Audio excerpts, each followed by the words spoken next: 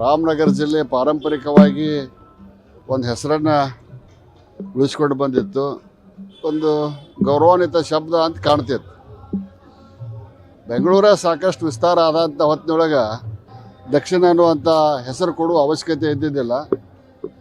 ಒಟ್ಟಾಗಲಿ ಇವತ್ತಿನ ಈ ಕಾಂಗ್ರೆಸ್ ಸರ್ಕಾರಕ್ಕೆ ಬಹುಮತ ಅನ್ನೋದು ಒಂದು ದೊಡ್ಡ ಮತ ತಂದುಕೊಟ್ಟೈತೆ ಅವ್ರಿಗೆ. 136 ಮಂದಿ ಅದೇ ಅನ್ನೋದು ಒಂದು ದೊಡ್ಡ ಮತ ಬಂದೈತೆ. ಬಸವರಾಜನ ಲೆಕ್ಕಕ್ಕೆ ಅದಾರ. ಜಾತ್ಯತೀತ ಜನತಾದಳದಿಂದ ಅವರು ಪ್ರಬಲರದಾರ. ಆಮೇಲೆ ಕಾಂಗ್ರೆಸ್ನಿಂದ ಡಿ.ಕೆ. ಶಿವಕುಮಾರ್ ಅವರು ಕೂಡ ಪ್ರಬಲರಿದ್ದಾರೆ.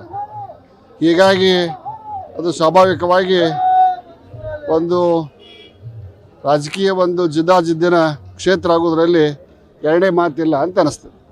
ರಾಮ ಮತ್ತು ರಾಮರಾಜ್ಯ ಅನ್ನೋದನ್ನ ಕಾಂಗ್ರೆಸ್ನವ್ರಿಗೆ ಕಂಟಕ. ರಾಮ ಅಷ್ಟ ಅಲ್ಲ, ರಾಮರಾಜ್ಯ ಆಗೋದನ್ನು ಕಾಂಗ್ರೆಸ್ನವ್ರಿಗೆ ಬೇಡ ಆಗೈತೆ. ನೋಡ್ರಿ, ಮೀಸಲಾತಿ 2D ಮತ್ತು 2C ಸಂಬಂಧ ನಾನು, ಅರವಿಂದ್ ಬೆಲ್ಲದವರು, ಬಸನಗೌಡ ಪಾಟೀಲ್ ಯತ್ನಾಳ್ ಅವರು ಅಲ್ಪಕಾಲೀನ ಚರ್ಚೆಗೆ ಅವಕಾಶವನ್ನು ಕೇಳಿದ್ದೀವಿ. ಆದರೆ ಈ ಸ್ಪೀಕರ್ ಚರ್ಚೆಗೆ ಅವಕಾಶ ಕೊಡಲಿಲ್ಲ.